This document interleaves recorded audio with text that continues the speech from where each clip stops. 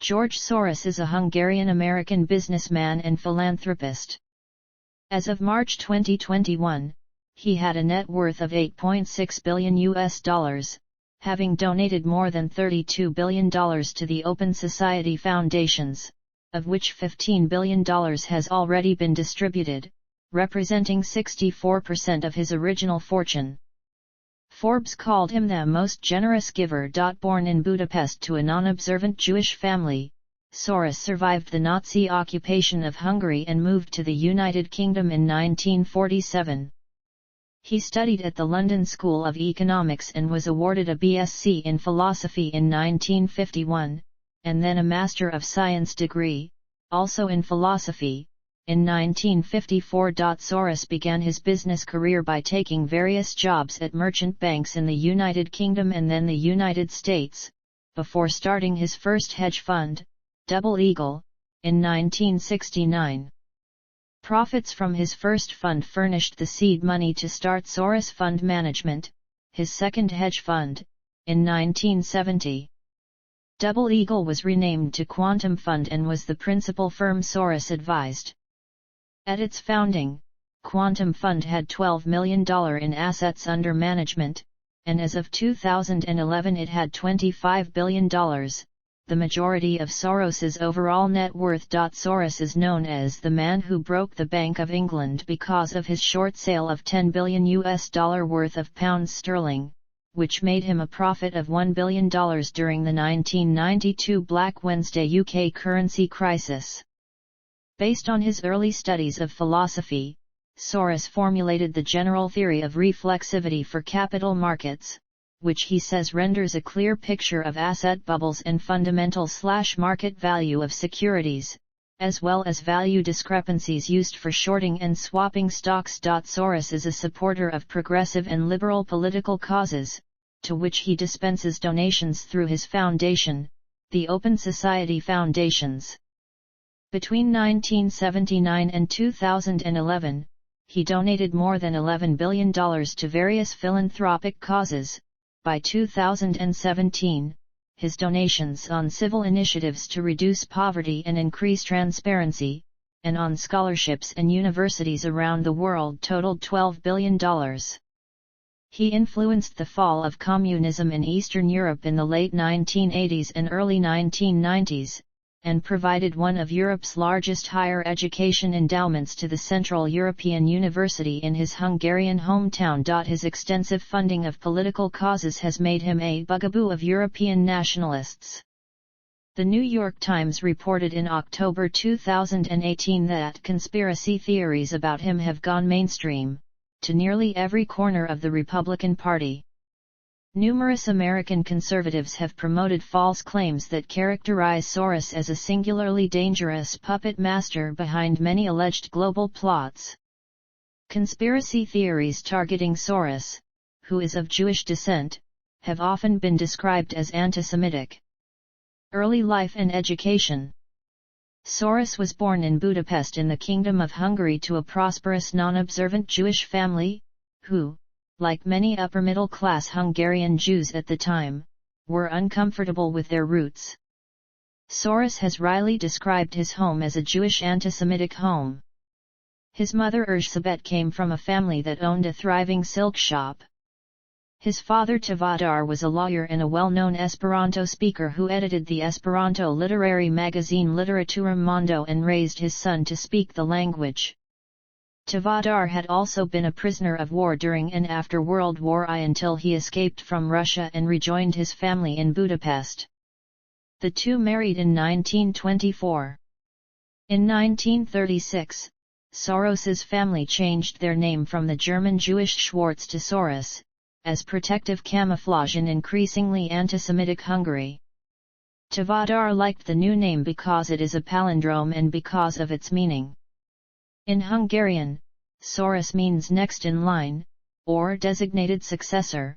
In Esperanto it means will soar. Soros was 13 years old in March 1944 when Nazi Germany occupied Hungary.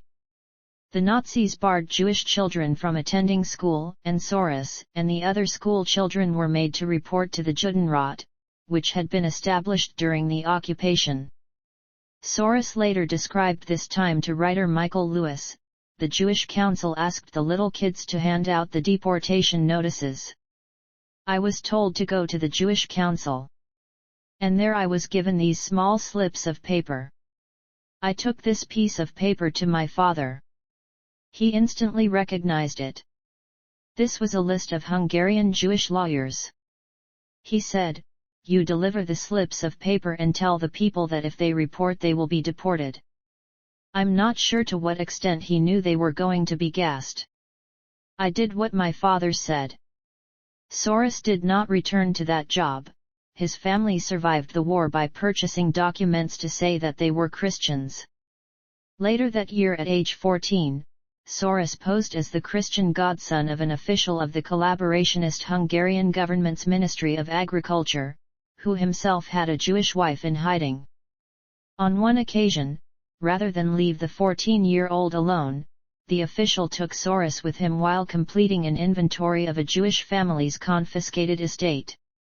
Tovadar saved not only his immediate family but also many other Hungarian Jews, and Soros later wrote that 1944 had been the happiest of his life, for it had given him the opportunity to witness his father's heroism.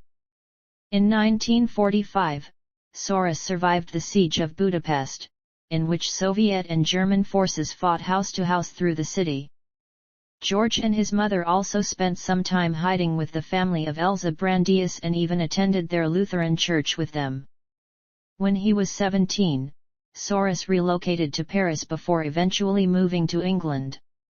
There he became a student at the London School of Economics. While a student of the philosopher Karl Popper, Soros worked as a railway porter and as a waiter, and once received £40 from a Quaker charity. Soros would sometimes stand at Speaker's Corner lecturing about the virtues of internationalism in Esperanto, which he had learned from his father. After graduating, he wanted to stay in the university and work as a professor, but his grades were not high enough, prompting him to work for an investment firm in London. Soros also obtained a Bachelor of Science in Philosophy in 1951, and a Master of Science in Philosophy in 1954 from the London School of Economics. Investment career. Early business experience. In a discussion at the Los Angeles World Affairs Council in 2006, Alvin Schuster, former foreign editor of the Los Angeles Times, asked Soros, "How does one go from an immigrant to a financier? When did you realize that you knew how to make money?"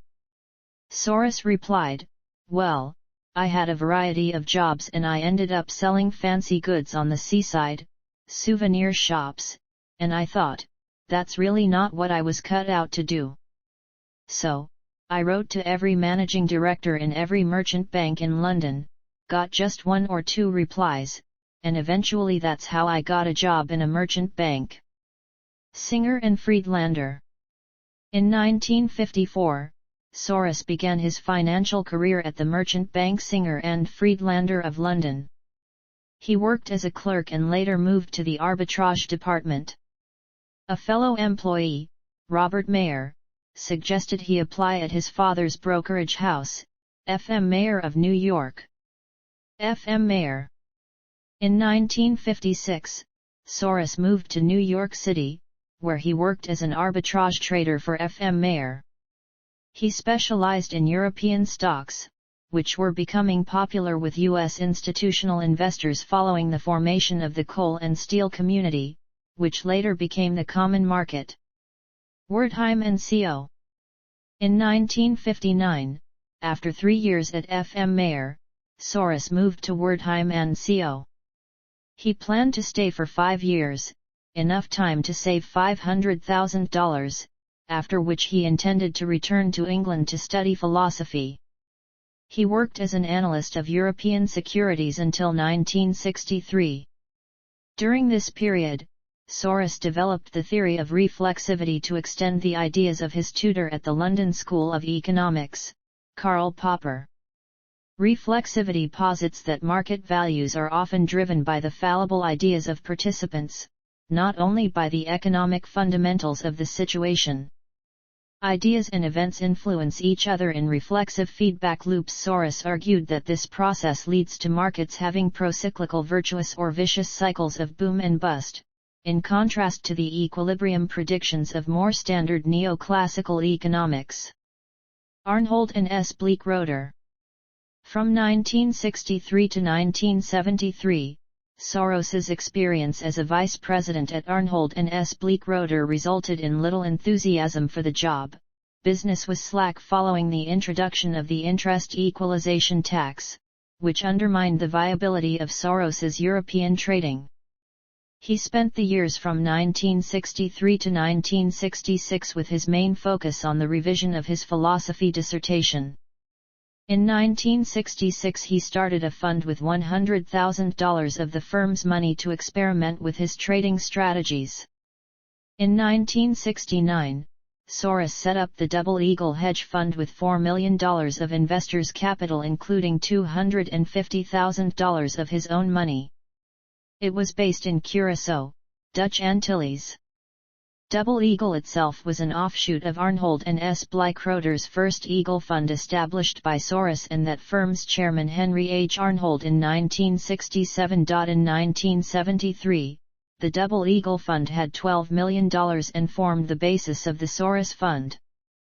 George Soros and Jim Rogers received returns on their share of capital and 20% of the profits each year. Soros Fund Management. In 1970, Soros founded Soros Fund Management and became its chairman.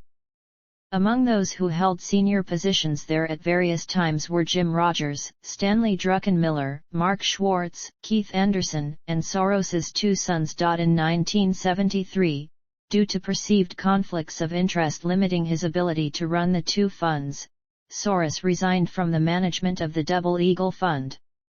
He then established the Soros Fund and gave investors in the Double Eagle Fund the option of transferring to that or staying with Arnhold and S. Bleekroeder. It was later renamed the Quantum Fund, after the physical theory of quantum mechanics. By that time the value of the fund had grown to $12 million, only a small proportion of which was Soros's own money. He and Jim Rogers reinvested their returns from the fund, and also a large part of their 20% performance fees, thereby expanding their stake. By 1981, the fund had grown to $400 million, and then a 22% loss in that year and substantial redemptions by some of the investors reduced it to $200 million. In July 2011, Soros announced that he had returned funds from outside investors' money and instead invested funds from his $24.5 billion family fortune, due to changes in U.S. Securities and Exchange Commission disclosure rules, which he felt would compromise his duties of confidentiality to his investors. The fund had at that time averaged over 20% per year compound returns. In 2013, the Quantum Fund made $5.5 billion, making it again the most successful hedge fund in history. Since its inception in 1973, the fund has generated $40 billion. The fund announced in 2015 that it would inject $300 million to help finance the expansion of FEN Hotels, an Argentine hotel company. The funds will develop 5,000 rooms over the next 3 years throughout various Latin American countries. Economic crisis in the 1990s and 2000s. Soros had been building a huge short position in pounds sterling for months leading up to the Black Wednesday of September 1992. Soros had recognized the unfavorable position of the United Kingdom in the European exchange rate mechanism. For Soros, the rate at which the United Kingdom was brought into the European exchange rate mechanism was too high, their inflation was also much too high, and British interest rates were hurting their asset prices. By September 16, 1992, the day of Black Wednesday, Soros's fund had sold short more than $10 billion in pounds, profiting from the UK government's reluctance to either raise its interest rates to levels comparable to those of other European exchange rate mechanism countries or float its currency. Finally, the UK withdrew from the European exchange rate mechanism, devaluing the pound. Soros's profit on the bet was estimated at over $1 billion. He was dubbed the man who broke the Bank of England. The estimated cost of Black Wednesday to the UK Treasury was £3.4 billion. Stanley Druckenmiller, who traded under Soros, originally saw the weakness in the pound and stated, contribution was pushing him to take a gigantic position. On October 26, 1992, the New York Times quoted Soros as saying, "Our total position by Black Wednesday had to be worth almost $10 billion. We planned to sell more than that." In fact, when Norman Lamont said just before the devaluation that he would borrow nearly $15 billion to defend sterling, we were amused because that was about how much we wanted to sell. Soros was believed to have traded billions of Finnish markas on February 5, 1996, in anticipation of selling them short. The marka had been put floating as a result of the early 1990s depression. The Bank of Finland and the Finnish government commented at the time they believed that a conspiracy was impossible. In 1997, during the Asian financial crisis, the Prime Minister of Malaysia, Mahathir Mohamad, accused Soros of using the wealth under his control to punish the Association of Southeast Asian Nations for welcoming Myanmar as a member. With a history of anti-Semitic remarks, Mahathir made specific reference to Soros's Jewish background and implied Soros was orchestrating the crash as part of a larger Jewish conspiracy.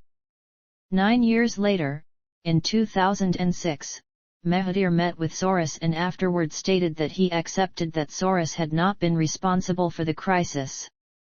In 1998's The Crisis of Global Capitalism, Open Society Endangered, Soros explained his role in the crisis as follows.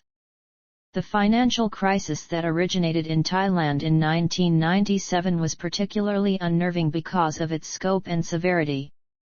By the beginning of 1997, it was clear to Soros Fund Management that the discrepancy between the trade account and the capital account was becoming untenable.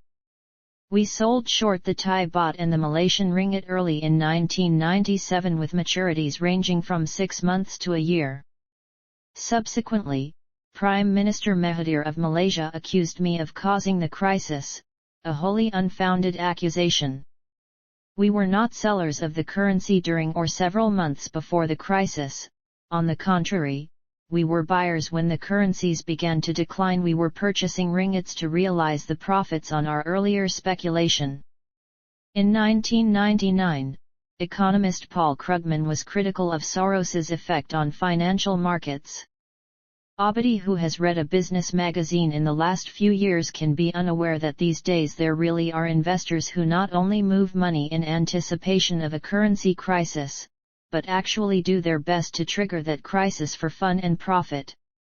These new actors on the scene do not yet have a standard name. My proposed term is Sorowi. In an interview concerning the late 2000s recession, Soros referred to it as the most serious crisis since the 1930s. According to Soros, market fundamentalism with its assumption that markets will correct themselves with no need for government intervention in financial affairs has been some kind of an ideological excess. In Soros's view, the market's mood's a mood of the markets being a prevailing bias or optimism/pessimism with which the markets look at reality actually can reinforce themselves so that there are these initially self-reinforcing but eventually unsustainable and self-defeating boom/bust sequences or bubbles. In reaction to the late 2000s recession, he founded the Institute for New Economic Thinking in October 2009. This is a think tank composed of international economic, business, and financial experts, who are mandated to investigate radical new approaches to organizing the international economic and financial system. Société Générale insider trading conviction. Political involvement. Until the 2004 presidential election, Soros had not been a large donor to U.S. political campaigns. According to Open Secrets, during the 2003-2004 election cycle, Soros donated $23,581,000 to various 527 groups. The groups aimed to defeat President George W. Bush. After Bush's re-election, Soros and other donors backed a new political fundraising group called Democracy Alliance, which supports progressive causes and the formation of a stronger progressive infrastructure in America. In August 2009, Soros donated $35 million to the state of New York to be earmarked for underprivileged children and given to parents who had benefit cards at the rate of $200 per child aged 3 through 17, with no limit as to the number of children that qualified. An additional $140 million was put into the fund by the state of New York from money they had received from the 2009 Federal Recovery Act. Soros was an initial donor to the Center for American Progress, and he continues to support the organization through the Open Society Foundations. In October 2011, a Reuters story, Soros, not a funder of Wall Street protests, was published after several commentators pointed out errors in an earlier Reuters story headlined "Who's Behind the Wall Saint Protests?", with a lead stating that the Occupy Wall Street movement may have benefited indirectly from the largesse of one of the world's richest men. Reuters's follow-up article also reported a Soros spokesman and Adbusters co-founder Cal Lassen both saying that Adbusters, the reputed catalyst for the first Occupy Wall Street protests, had never received any contributions from Soros, contrary to Reuters's earlier story that reported that indirect financial links existed between the two as late as 2010. On September 27, 2012, Soros announced that he was donating $1 million to the super PAC backing President Barack Obama's re-election. Priorities USA Action. In October 2013, Soros donated $25,000 to Ready for Hillary, becoming a CO chairman of the Super PAC's National Finance Committee. In June 2015, he donated $1 million to the Super PAC Priorities USA Action, which supported Hillary Clinton in the 2016 presidential race. He donated $6 million to the PAC in December 2015 and $2.5 million in August 2016. Soros launched a new Super PAC called Democracy PAC for the 2020 election cycle. By July 2019, he had donated $5.1 million to it. Since 2016, Soros has been donating sums exceeding $1 million to the campaigns of progressive criminal justice reform proponents through the Safety and Justice PAC in local district attorney elections. In many districts, such large contributions were unprecedented and the campaigning strategy was turned on its head with a focus on incarceration, police misconduct, and bail system, according to the Los Angeles Times. Larry Krasner was elected as the district attorney of Philadelphia with the help of a $1.5 million ad campaign funded by Soros in 2017.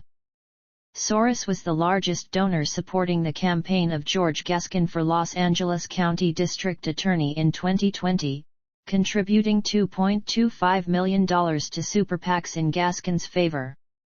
Soros gave $2 million to a PAC supporting Kim Foxx's campaign for Cook County State's Attorney in 2020. In the second quarter of 2020, Soros gave at least $500,000 to presumptive Democratic presidential nominee Joe Biden, becoming one of the campaign's largest donors. For the 2022 United States elections, Soros was the country's largest donor. He donated $128.5 million to support the Democratic Party in the election cycle. Central and Eastern Europe. According to Waldemar A. Nielsen, an authority on American philanthropy, has undertaken nothing less than to open up the once closed communist societies of Eastern Europe to a free flow of ideas and scientific knowledge from the outside world. From 1979, as an advocate of open societies, Soros financially supported dissidents including Poland's Solidarity Movement, Charter 77 in Czechoslovakia and Andrei Sakharov in the Soviet Union. In 1984, he founded his first Open Society Institute in Hungary with a budget of $3 million. Since the fall of the Soviet Union, Soros's funding has played an important role in the newly independent countries. A 2017 study found that a grant program by George Soros, which awarded funding to over 28,000 scientists in the former Soviet republics shortly after the end of the Soviet Union, more than doubled publications on the margin, significantly induced scientists to remain in the science sector, and had long-lasting impacts. His funding of pro-democratic programs in Georgia was considered by Georgian nationalists to be crucial to the success of the Rose Revolution, although Soros has said that his role has been greatly exaggerated. Alexander Lomea, Secretary of the Georgian Security Council and former Minister of Education and Science, is a former executive director of the Open Society Georgia Foundation, overseeing a staff of 50 and a budget of $2.50 million. Former Georgian Foreign Minister Salome Zurabishvili wrote that institutions like the Soros Foundation were the cradle of democratization and that all the NGOs that gravitated around the Soros Foundation undeniably carried the revolution. She opines that after the revolution the Soros Foundation and the NGOs were integrated into power. Some Soros-backed pro-democracy initiatives have been banned in Kazakhstan and Turkmenistan. Ursus Kurtulus, head of the Social Transparency Movement Association in Turkey, said in an interview 2006 that Soros carried out his will in Ukraine and Georgia by using these NGOs. Last year Russia passed a special law prohibiting NGOs from taking money from foreigners. I think this should be banned in Turkey as well. In 1997, Soros closed his foundation in Belarus after it was fined $3 million by the government for tax and currency violations. According to the New York Times 1997, the Belarusian President Alexander Lukashenko has been widely criticized in the West and in Russia for his efforts to control the Belarus Soros Foundation and other independent NGOs and to suppress civil and human rights. Soros called the fines part of a campaign to destroy independent society. In June 2009, Soros donated $100 million to Central Europe and Eastern Europe to counter the impact of the economic crisis on the poor, voluntary groups and non-government organizations. Since 2012, the Hungarian Fidesz government has labeled George Soros as an enemy of the state, due to his humanitarian and political involvement in the European refugee crisis. The government has attacked OSF, the International Civil Support Foundation created by George Soros, and tried to revoke the license of Central European University.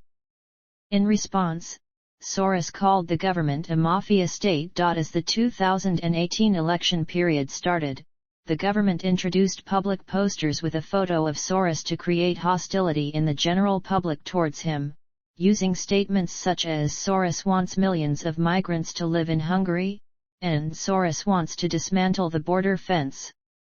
The government also prepared a three-part law plan called the Stop Soros Package, which would include various steps against NGOs doing volunteer work related to the refugee crisis. In March 2017, 6 U.S. senators sent a letter to then-Secretary of State Rex Tillerson asking that he look into several grants the State Department and the U.S. Agency for International Development have given to groups funded by left-wing Soros. In the same context, the conservative group Judicial Watch has filed a Freedom of Information Act lawsuit against the U.S. Department of State and USAID, compelling them to release records regarding $5 million transferred from USAID to Soros's Open Society branch in Macedonia. The suit alleges that the money was deliberately used to destabilize the Macedonian government. The Open Society Foundation has said its activities in Macedonia were aimed at ethnic reconciliation with the Albanian minority and other forms of assistance since the collapse of Yugoslavia. In January 2017, the Stop Operation Soros initiative was launched in Macedonia. SOS seeks to present questions and answers about the way Soros operates worldwide and invites citizens to contribute to the research. In a press conference held during the same month, Nenad Mirsevsky, one of the founders of the initiative, stated that SOS would work towards the desorosization of Macedonia. On May 16, 2018, Soros's Open Society Foundations announced they would move its office from Budapest to Berlin, blaming the move on an increasingly repressive environment in Hungary. Africa. The Open Society Initiative for Southern Africa is a Soros-affiliated organization. Diplomacy. In November 2005, Soros said, "My personal opinion is there's no alternative but to give Kosovo independence." Soros has helped fund the non-profit group Independent Diplomat, established by the former British diplomat Karen Ross. Drug policy reform. Soros has funded worldwide efforts to promote drug policy reform. In 2008, Soros donated $400,000 to help fund a successful ballot measure in Massachusetts known as the Massachusetts Sensible Marijuana Policy Initiative, which decriminalized possession of less than 1 ounce of marijuana in the state. Soros has also funded similar measures in California, Alaska, Oregon, Washington, Colorado, Nevada, and Maine. Among the drug decriminalization groups that have received funding from Soros are the Linda Smith Center and Drug Policy Foundation. Soros donated $1.4 million to publicity efforts to support California's Proposition 5 in 2008, a failed ballot measure that would have expanded drug rehabilitation programs as alternatives to prison for persons convicted of nonviolent drug-related offenses. In October 2010, Soros donated $1 million to support California's Proposition 19. According to remarks in an interview in October 2009, it is Soros's opinion that marijuana is less addictive but not appropriate for use by children and students. He himself has not used marijuana for years. Soros has been a major financier of the Drug Policy Alliance, an organization that promotes cannabis legalization, with roughly $5 million in annual contributions from one of his foundations. Death and Dying.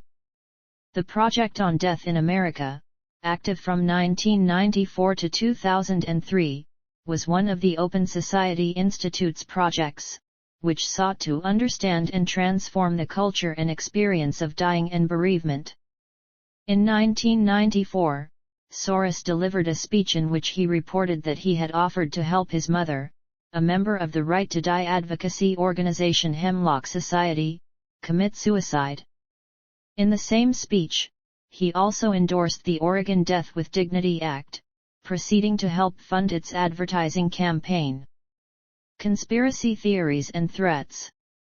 Because of his Jewish identity, wealth, and philanthropy, Soros has been described as the perfect code word for conspiracy theories that unite anti-Semitism and Islamophobia. One prominent Soros-related conspiracy theory is that he is behind the European migrant crisis or importing migrants to European countries. The Hungarian government spent millions of dollars on a poster campaign demonizing Soros. According to anthropologist Ivan Kalmar, many of his most outspoken enemies inside and outside Hungary saw him as leading an international cabal that included other Jews such as the Rothschilds, as well as Freemasons and Illuminati. Despite Soros being invoked to reference anti-Semitic tropes, James Kirchhoff of Tablet has argued that some progressives view all criticism of Soros as anti-Semitic, writing, "The argument that the mere mention of the name Soros is tantamount to anti-Semitism, which is effectively the position of the progressive political, media, and activist elite, is made entirely in bad faith." Stating the plain and observable fact that some prosecutors are Soros-backed is no more of an attack on Jews than the broadcaster Soledad O'Brien's warning to full-time Florida residents, an anti-Semitic dog whistle about God's waiting room. Attempted assassination. A pipe bomb was placed in the mailbox at Soros's home in Kadena, New York, on October 22, 2018, as part of the October 2018 United States mail bombing attempts. The package was discovered by a caretaker, who removed it and notified authorities. It was photographed and exploded by the FBI, which launched an investigation. For several days afterward, similar bombs were mailed to Hillary Clinton, Barack Obama, and other Democrats and liberals. On October 26, 2018, Cesar Sayoc was arrested in Aventura, Florida, on suspicion of mailing the bombs. In August 2019, Sayoc was sentenced to 20 years in prison for mailing 16 pipe bombs to 13 victims. None of the devices exploded. Political and economic views. Reflexivity, financial markets, and economic theory.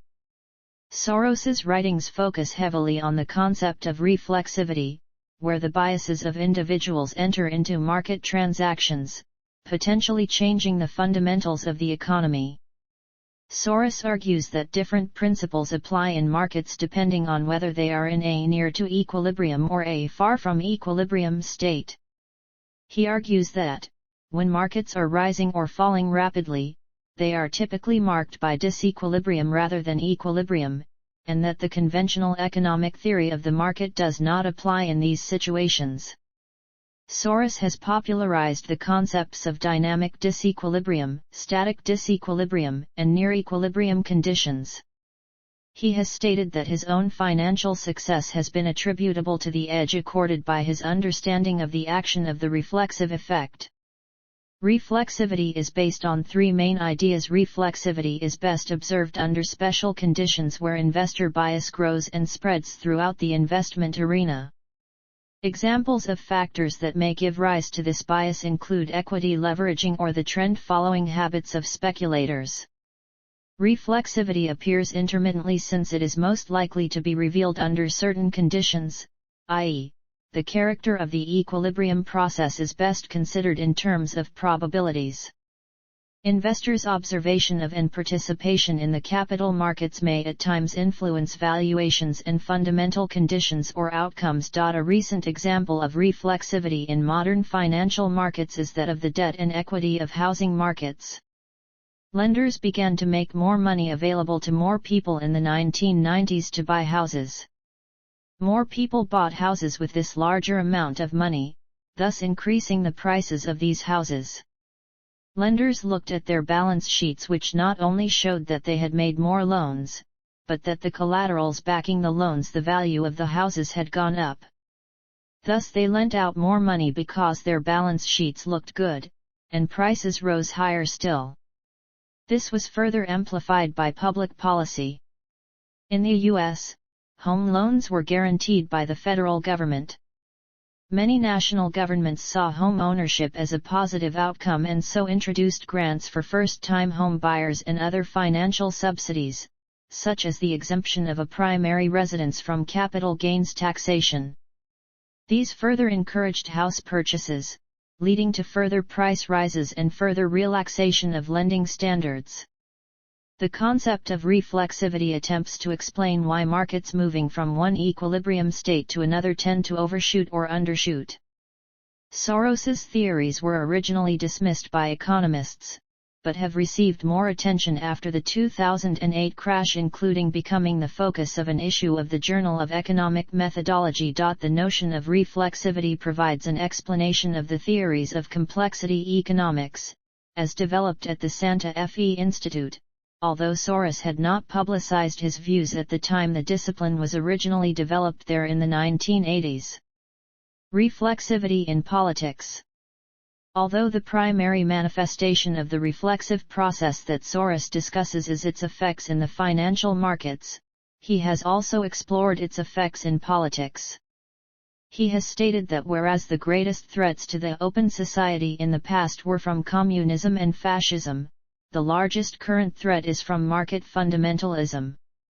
He has suggested that the contemporary domination of world politics and world trade by the United States is a reflexive phenomenon, insofar as the success of military and financial coercion feeds back to encourage increasingly intense applications of the same policies to the point where they will eventually become unsustainable. View of problems in the free market system. Soros argues that the current system of financial speculation undermines healthy economic development in many underdeveloped countries. He blames many of the world's problems on the failures inherent in what he characterizes as market fundamentalism. Market predictions. Views on anti-Semitism and Israel. When asked about what he thought about Israel, in The New Yorker, Soros replied, "I don't deny Jews the right to a national existence, but I don't want to be a part of it." According to hacked emails released in 2016, Soros's Open Society Foundation has a self-described objective of challenging Israel's racist and anti-democratic policies in international forums, in part by questioning Israel's reputation as a democracy. He has funded NGOs which have been actively critical of Israeli policies, including groups that campaign for the boycott, divestment, and sanctions movement against Israel. Speaking before a 2003 conference of the Jewish Funders Network, Soros said that the administrations of George W. Bush in the U.S. and Ariel Sharon in Israel, and even the unintended consequences of some of his own actions, were partially contributing to a new European anti-Semitism. Soros, citing accusations that he was one of the Jewish financiers who, in anti-Semitic terms, ruled the world by proxy, suggested that if we change the direction of those policies, then anti-Semitism also will diminish. Abraham Foxman, national director of the Anti-Defamation League, later said that Soros's comments held a simplistic view, were counterproductive, biased and a bigoted perception of what's out there, and blamed the victim when holding Jews responsible for anti-Semitism. Jewish philanthropist Michael Steinhardt, who arranged for Soros's appearance at the conference, clarified, "George Soros does not think Jews should be hated any more than they deserve to be."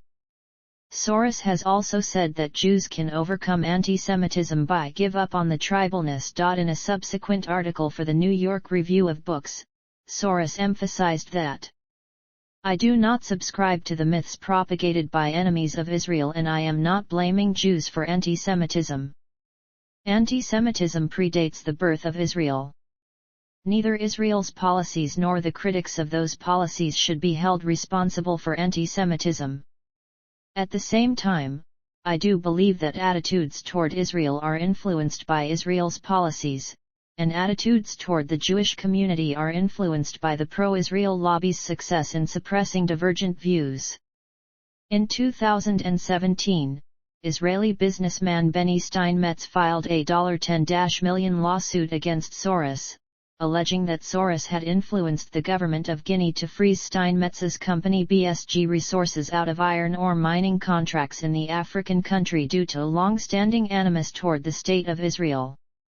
Steinmetz claims that Soros engaged in a smear campaign against him and his companies and blames Soros for scrutiny of him by American, Israeli, Swiss, and Guinean authorities.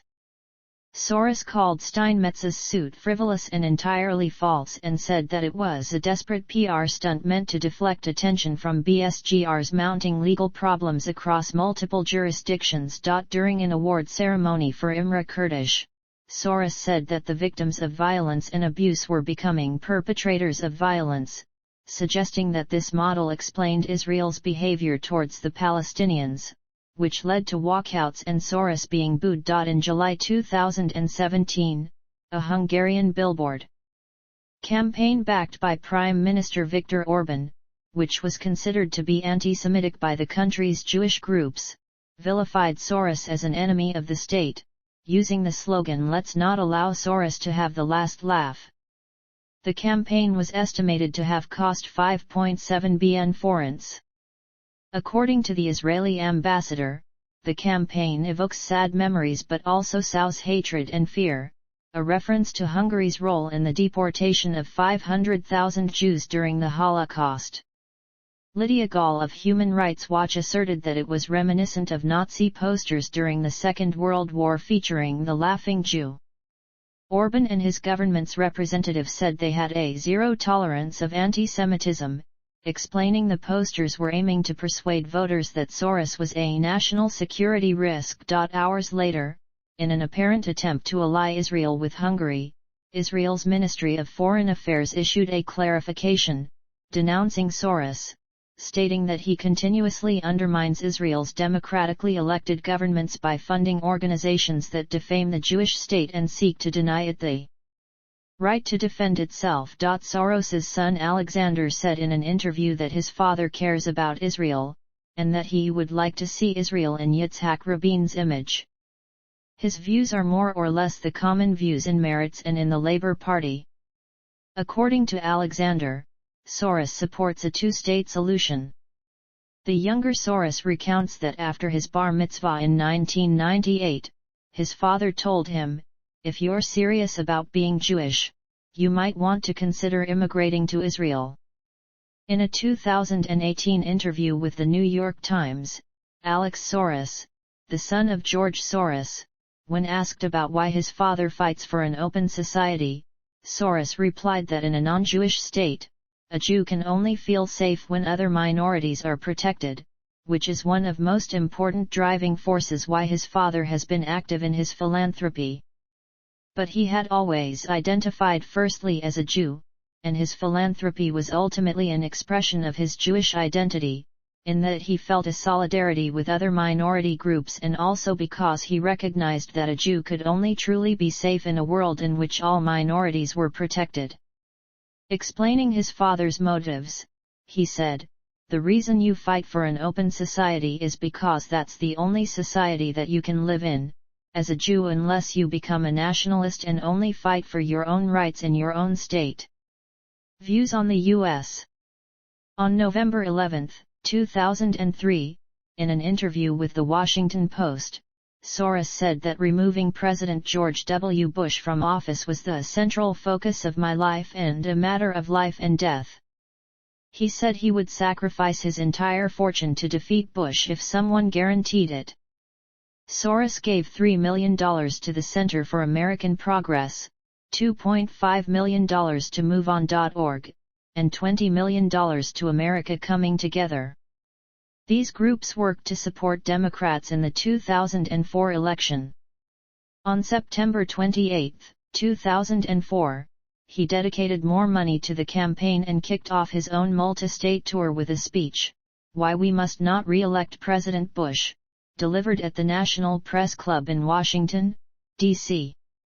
The online transcript of this speech received many views after Dick Cheney accidentally referred to factcheck.org as factcheck.com in the vice presidential debate, causing the owner of that domain to redirect all traffic to Soros's site. His 2003 book, The Bubble of American Supremacy, was a forthright critique of the Bush administration's war on terror as misconceived and counterproductive, and a polemic against the re-election of Bush. He explains the title in the closing chapter by pointing out the parallels in this political context with the self-reinforcing reflexive processes that generate bubbles in stock prices. When Soros was asked in 2006 about his statement in The Age of Fallibility that the main obstacle to a stable and just world order is the United States, he responded that it happens to coincide with the prevailing opinion in the world. And I think that's rather shocking for Americans to hear. The United States sets the agenda for the world. And the rest of the world has to respond to that agenda. By declaring a war on terror after September 11, we set the wrong agenda for the world. When you wage war, you inevitably create innocent victims. In 2017, Soros described Donald Trump as a con man, and predicted Trump would fail because he believed Trump's ideas were self-contradictory. Soros also said he believed Trump was preparing for a trade war and expected financial markets to do poorly. Views on Europe. In October 2011, Soros drafted an open letter entitled "As Concerned Europeans We Urge Eurozone Leaders to Unite," in which he calls for a stronger economic government for Europe using federal means and warns against the danger of nationalistic solutions to the economic crisis. The letter was co-signed by Javier Solana, Daniel Cohn-Bendit, Andrew Duff, Emma Bonino, Massimo D'Alma, and Vera V. Freiberga. Soros criticized Hungarian Prime Minister Viktor Orban and his handling of the European migrant crisis in 2015, His plan treats the protection of national borders as the objective and the refugees as an obstacle. Our plan treats the protection of refugees as the objective and national borders as the obstacle. Soros expected that Brexit would fail and the premiership of Theresa May would last only a short time. Soros is opposed to Brexit and donated £400,000 to the anti-Brexit Best for Britain group. Soros also hosted a dinner for Conservative donors at his London home to encourage them to follow his lead. Soros's Open Society foundations also donated a total of £303,000 to two pro-EU organisations, the European Movement UK and Scientists for EU, and a centre-right think tank, Bright Blue. In 2018, Soros highlighted that Europe faces major challenges related to immigration, austerity, and nations leaving the EU. He holds that Europe is facing an existential crisis, in view of the rise of populism, the refugee crisis and a growing rift between Europe and the United States. Soros has also stated that the euro has many unresolved problems which must not be allowed to destroy the European Union. He advocated replacing the notion of a multi-speed Europe by the aim of a multi-track Europe that would allow member states a wider variety of choices. Views on relations between Europe and Africa. In view of the possibility of a further increase of the number of refugees from Africa to Europe, Soros proposes that the European Union devise a Marshall Plan for Africa, fostering education and employment in Africa in order to reduce emigration. Views on China. Soros has expressed concern about the growth of Chinese economic and political power, saying, "China has risen very rapidly by looking out for its own interests. They have now got to accept responsibility for world order and the interests of other people as well."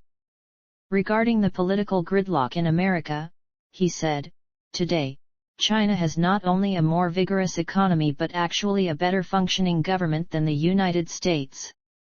In July 2015, Soros stated that a strategic partnership between the US and China could prevent the evolution of two power blocs that may be drawn into military conflict.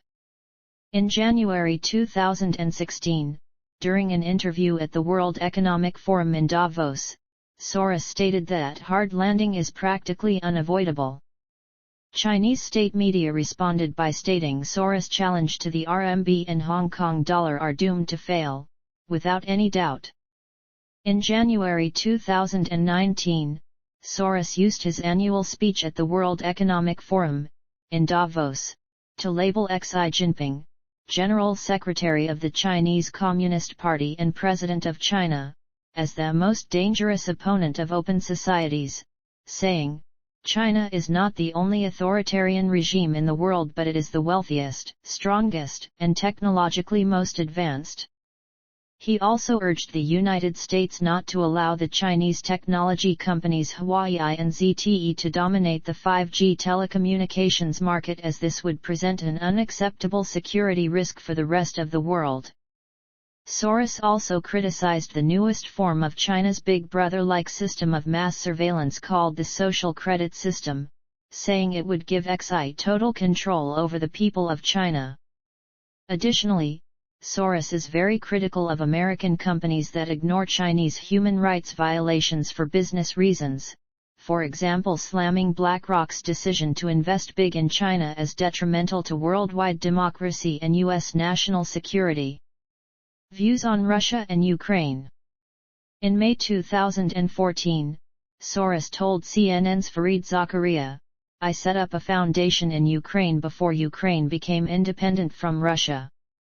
And the foundation has been functioning ever since and played an important part in events now."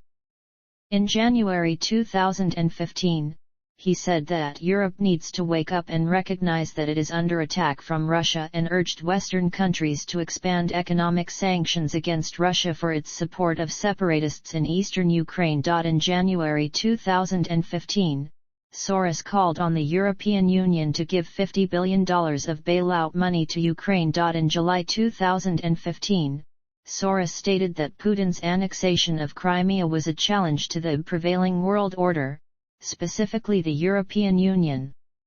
He hypothesized that Putin wants to destabilize all of Ukraine by precipitating a financial and political collapse for which he can disclaim responsibility, while avoiding occupation of a part of eastern Ukraine, which would then depend on Russia for economic support. In November 2015, Russia banned the Open Society Foundations and the Open Society Institute, two pro-democracy charities founded by Soros, stating they posed a threat to the foundations of the constitutional system of the Russian Federation and the security of the state. In January 2016, 53 books related to Soros's renewal of humanitarian education program were withdrawn at the Vorkuta Mining and Economic College in the Komi Republic, with 427 additional books seized for shredding. A Russian intergovernmental letter released in December 2015 stated that Soros's charities were forming a perverted perception of history and making ideological directives, alien to Russian ideology, popular.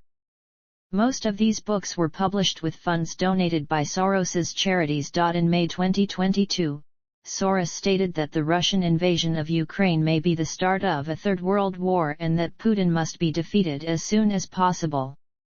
He also stated that other issues that concern all of humanity, fighting pandemics and climate change, avoiding nuclear war, maintaining global institutions, have had to take a back seat to that struggle.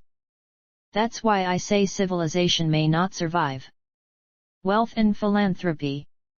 As of March 2020, Forbes magazine listed Soros as the 162nd richest person in the world, with a net worth of $8.3 billion.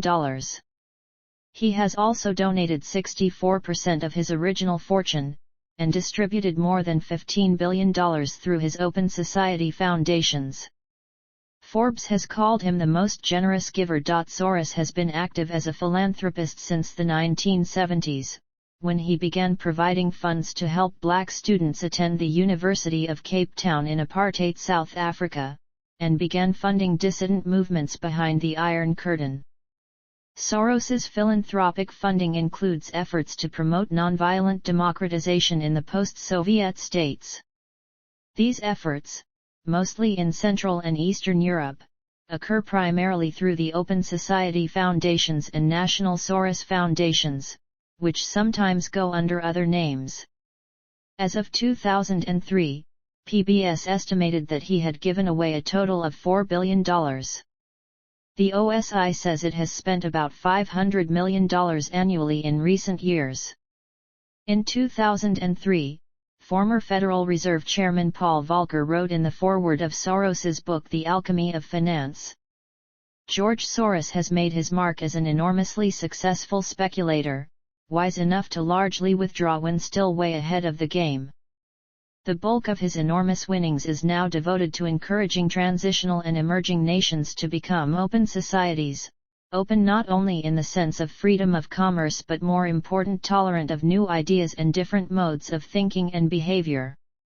Time magazine in 2007 cited two specific projects: $100 million toward internet infrastructure for regional Russian universities, and $50 million for the Millennium Promise to eradicate extreme poverty in Africa, noting that Soros had given $742 million to projects in the U.S., and given away a total of more than $7 billion. Other notable projects have included aid to scientists and universities throughout Central and Eastern Europe, help to civilians during the siege of Sarajevo, and Transparency International. Soros also pledged an endowment of €420 million to the Central European University.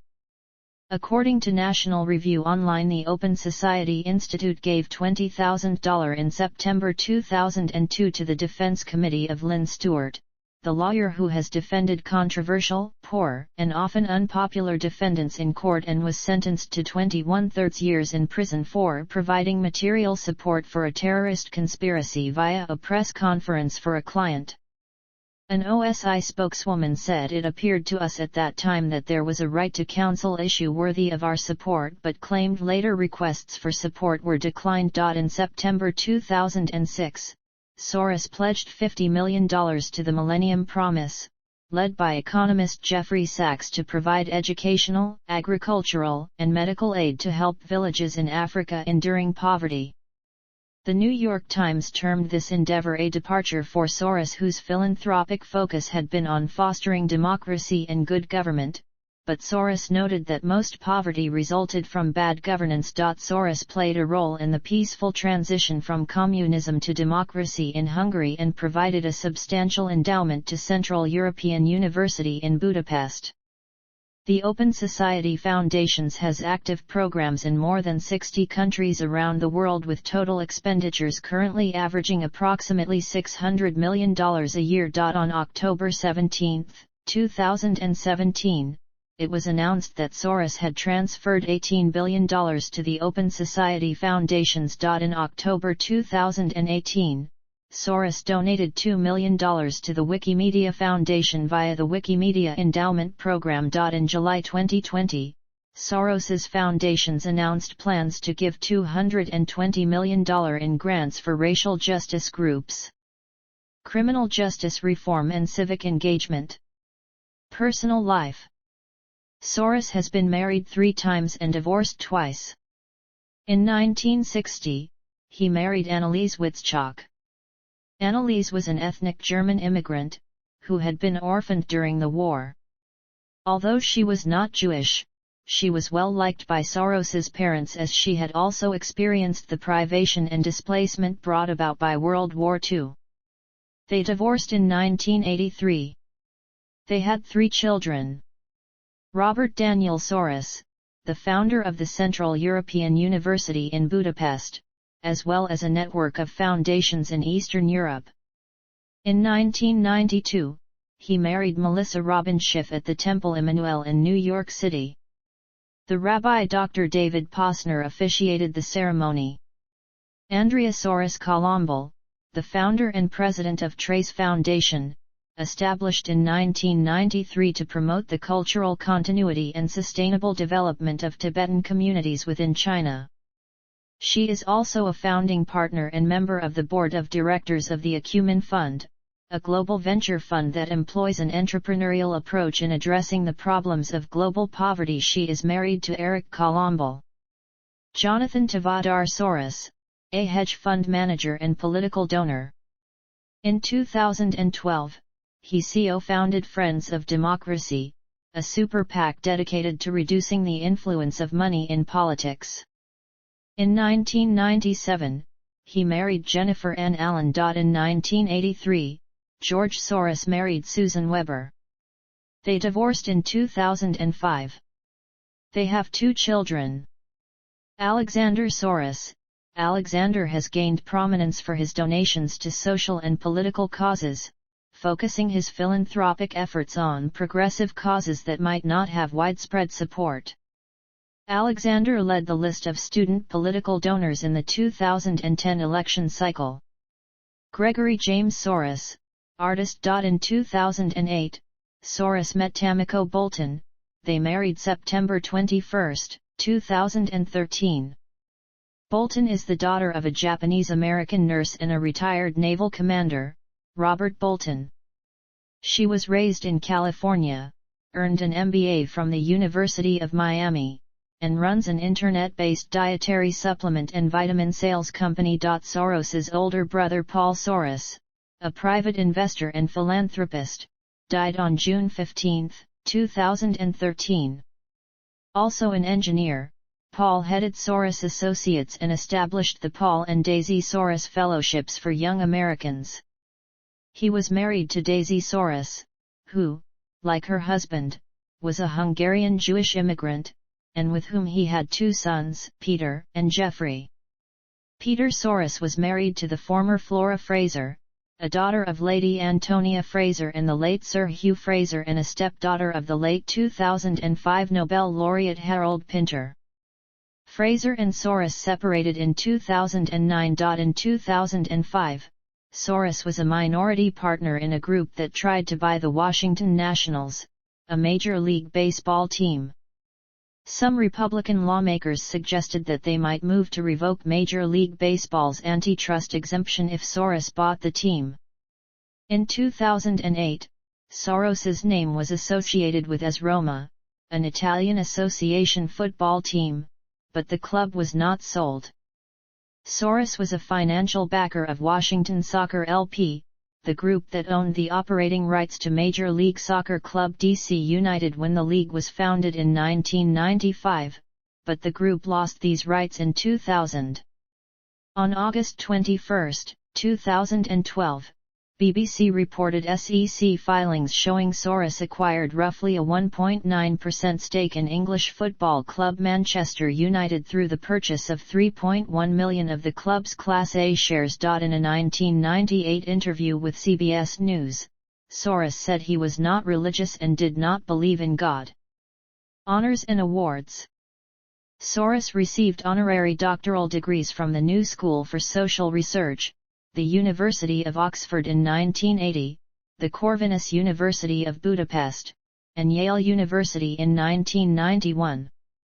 He received an honorary degree in economics from the University of Bologna in 1995. In 2008, Soros was inducted into Institutional Investors Alpha's Hedge Fund Manager Hall of Fame along with Alfred Jones, Bruce Kovner, David Swenson, Jack Nash, James Simons, Julian Robertson, Kenneth Griffin, Leon Levy, Louis Bacon, Michael Steinhardt, Paul Tudor Jones, Seth Klarman, and Stephen A. Cohen. In January 2014, Soros was ranked number 1 in LCH Investment's list of top 20 managers having posting gains of almost $42 billion since the launch of his Quantum Endowment Fund in 1973. In July 2017, Soros was elected an honorary fellow of the British Academy, the United Kingdom's National Academy for the Humanities and Social Sciences. Soros was the Financial Times Person of the Year for 2018,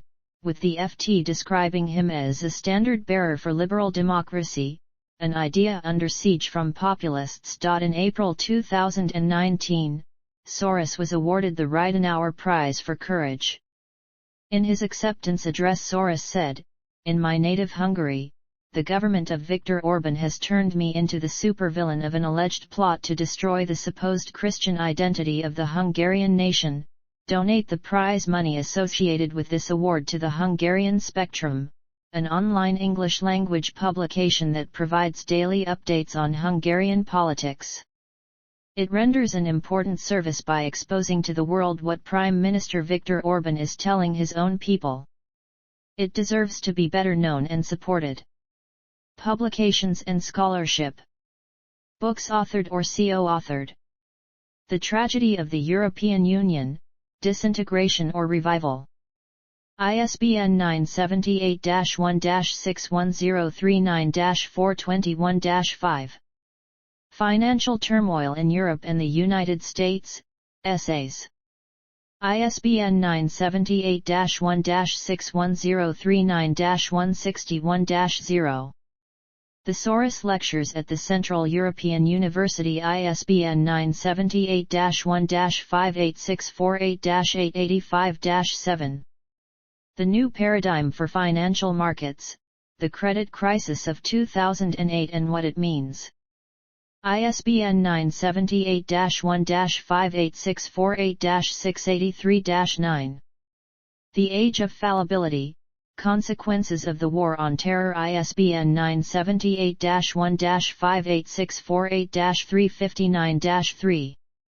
Underwriting Democracy, Encouraging Free Enterprise and Democratic Reform Among the Soviets and in Eastern Europe. ISBN 978-0-02-9302885-9.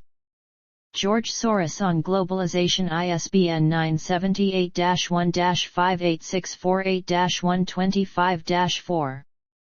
The Bubble of American Supremacy, Correcting the Misuse of American Power. ISBN 978-1-58648-217-6. Open Society, Reforming Global Capitalism. ISBN 978-1-58648-019-6. With Mark Amadeus Naturno, Science and the Open Society, The Future of Karl Popper's Philosophy, ISBN 978-963-9116-69-6. The Crisis of Global Capitalism, Open Society Endangered, ISBN 978-1-891620-27-0. Soros on Soros, Staying Ahead of the Curve, ISBN 978-0-471-12014-8. Opening the Soviet System, ISBN 978-0-297-82055-0. The Alchemy of Finance, ISBN 978-0-671-66238-7. Notable op-eds. George Soros, Why I Support Legal Marijuana, The Wall Street Journal, October 26, 2010. George Soros, The Crisis and the Euro, The New York Review of Books, August 19, 2010. George Soros, Paulson Cannot Be Allowed a Blank Check. Financial Times. September 24, 2008. Archived from the original on September 26, 2008. Retrieved May 3, 2012, Financial Times, September 24, 2008. George Soros, On Israel, America, and AIPAC, The New York Review of Books, April 12, 2007. George Soros, The Bubble of American Supremacy, The Atlantic, December 2003, also audio recording of this article via assistive media, read by Grover Gardner, 18 minutes. George Soros, Soros on Brazil, Financial Times, August 13, 2002. George Soros, Bitter Thoughts with Faith in Russia, Moskovsky Novosti, translated from the Russian by Olga Kryacheva, February 27, 2000. George Soros, The Capitalist Threat, The Atlantic Monthly, February 1997. Television. A half-hour opinions television lecture by Soros was transmitted by Channel 4 on August 1, 1993, and published in the Times the following day as Why Appeasement Must Not Have Another Chance. See also. Explanatory notes. References. Further reading.